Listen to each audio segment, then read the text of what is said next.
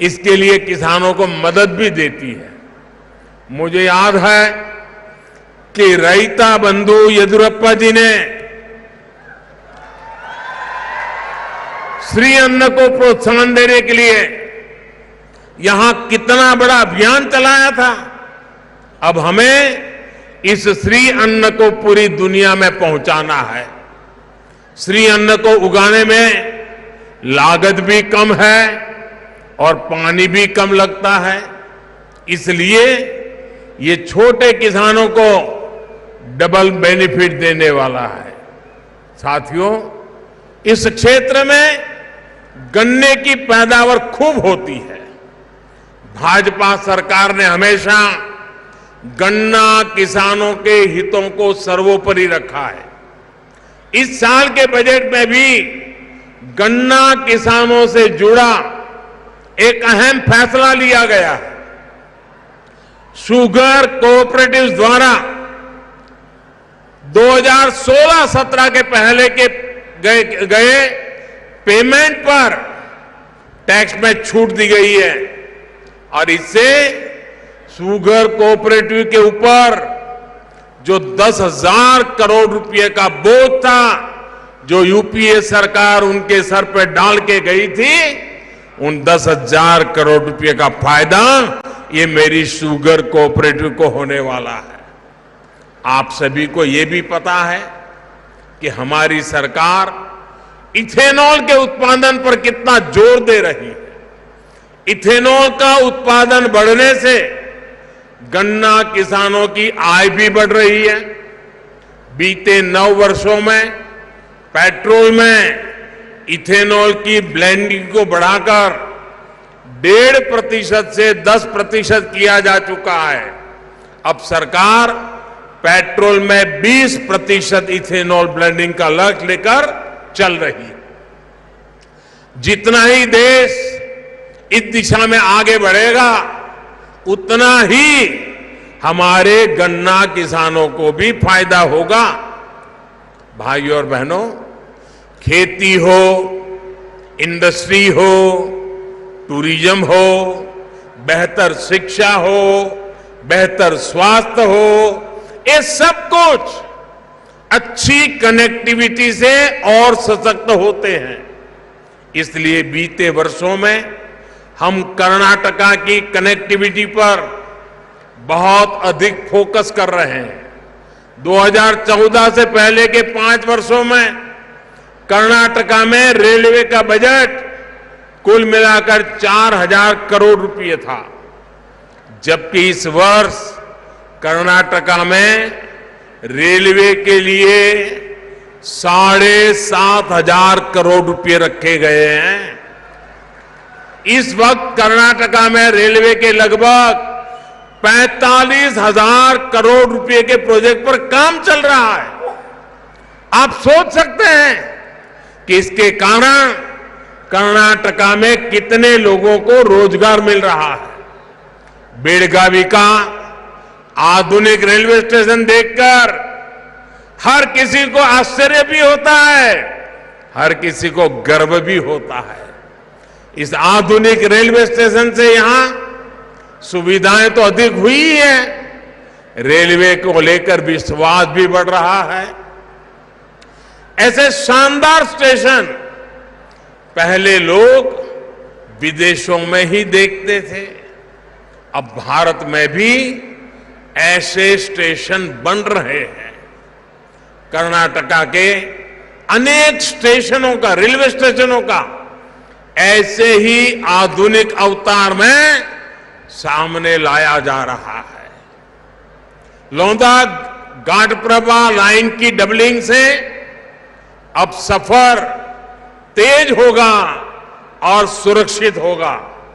इसी प्रकार जिन नई रेल लाइनों पर आज काम शुरू हुआ है, वे भी इस क्षेत्र में रेल नेटवर्क को सशक्त करेगी।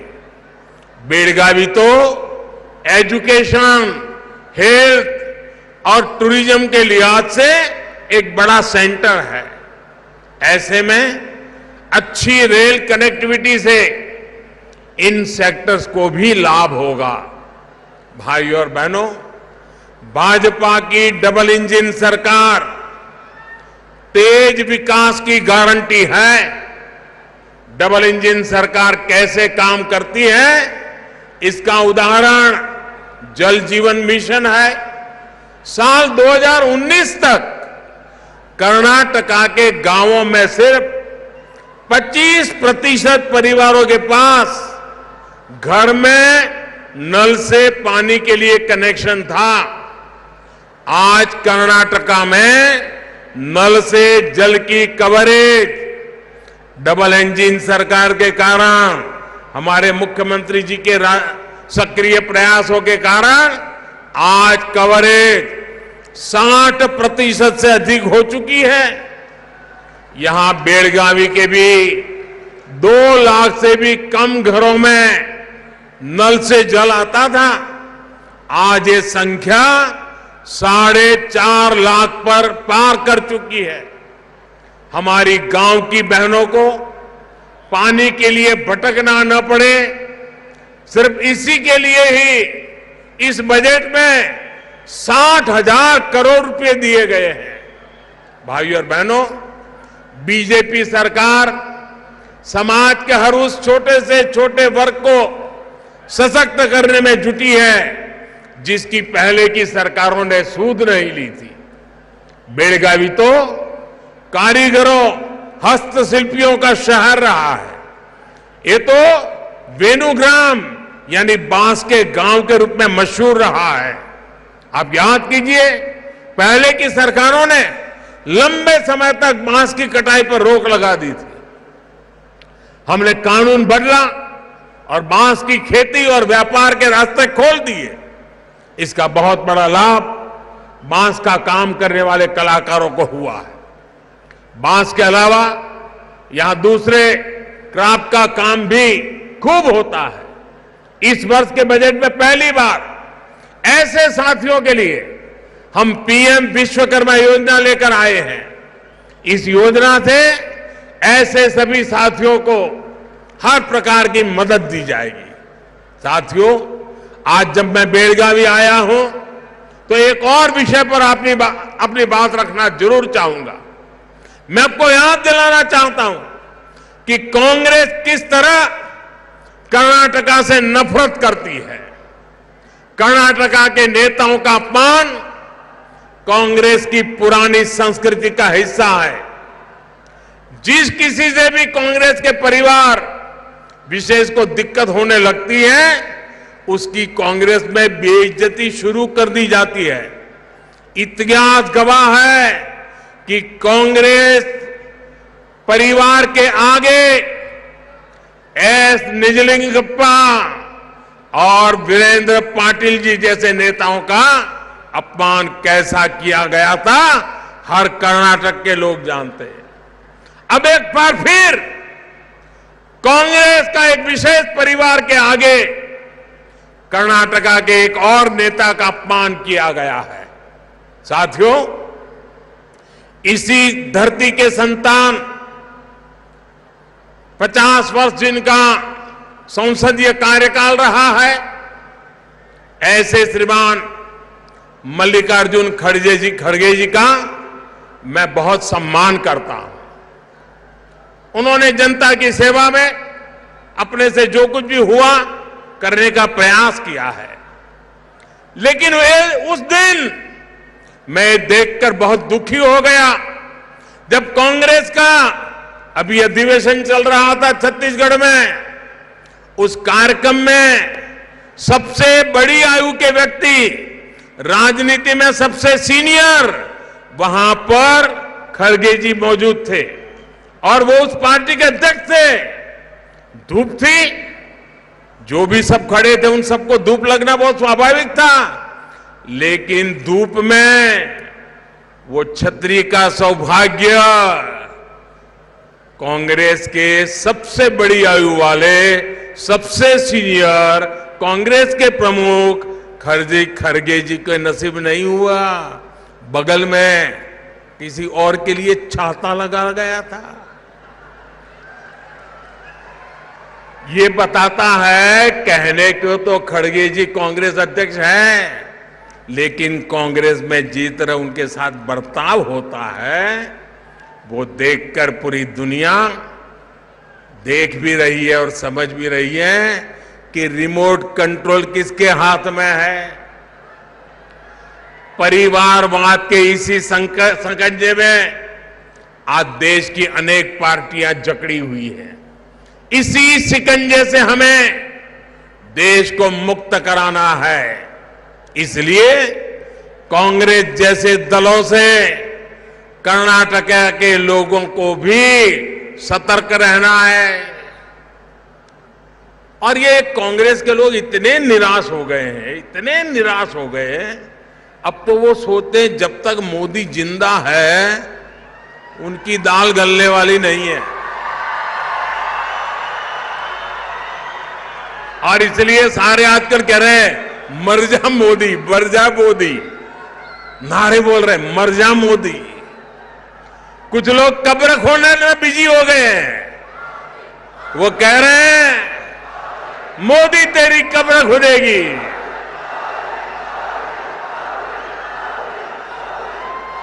मोदी तेरी कब्र खुदेगी। लेकिन देश कह रहा है मोदी तेरा कमल खिलेगा, मोदी तेरा कमल खिलेगा। साथियों, जब सच्ची नीयत के साथ काम होता है तब सही विकास होता है। डबल इंजन सरकार की नीयत भी सच्ची है और विकास की निष्ठा भी पक्की है। इसलिए हमें इस विश्वास को बनाए रखना है। कर्नाटका के देश के विकास को गति देने के लिए हमें यूं ही आगे बढ़ना है। सबका प्रयास से ही हम देश को विकसित बनाने के सपने को पूरा कर पाएंगे। और मैं आज यहां कार्यक्रम में थोड़ा देर से पहुंचा। हेलीकॉप्टर से पूरे रास्ते पर बेलगावी ने जो स्वागत किया है, जो आशीर्वाद दिए हैं, माताएं, बहनें, बुजुर्ग, बच्चे, अभूतपूर्व दृश्य था।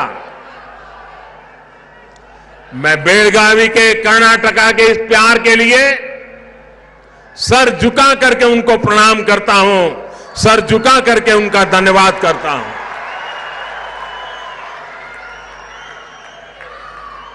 आज की मेरी कर्नाटका की यात्रा भी विशेष है क्योंकि आज सुबह मैं शिवमोगा में था और वहां पर एयरपोर्ट कर्नाटका की जनता को सुपुर्द करने का मुझे सौभाग्य मिला।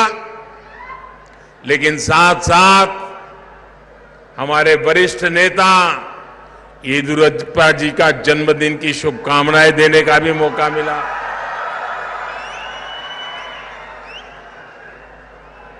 और शिवमोगा से यहां आया तो आप सबने तो कमाल ही कर दिया। ये प्यार, ये आशीर्वाद, मैं आपको विश्वास दिलाता हूं, बेलगावी के मेरे प्यारे भाइयों बहनों, कर्नाटका के मेरे प्यारे भाइयों बहनों, मैं आपको विश्वास दिलाता हूं, ये आप जो मुझे प्यार दे रहे हैं ना, आप जो हम सबको आशीर्वाद दे रहे हैं ना, मैं इसे ब्याज समेत लौटाऊंगा। और कर्नाटका का विकास करके लौटाऊंगा, बेलगावी का विकास करके लौटाऊंगा। फिर एक बार आपको बहुत बहुत धन्यवाद। मेरे साथ बोलिए भारत माता की, भारत माता की, भारत माता की। बहुत बहुत धन्यवाद।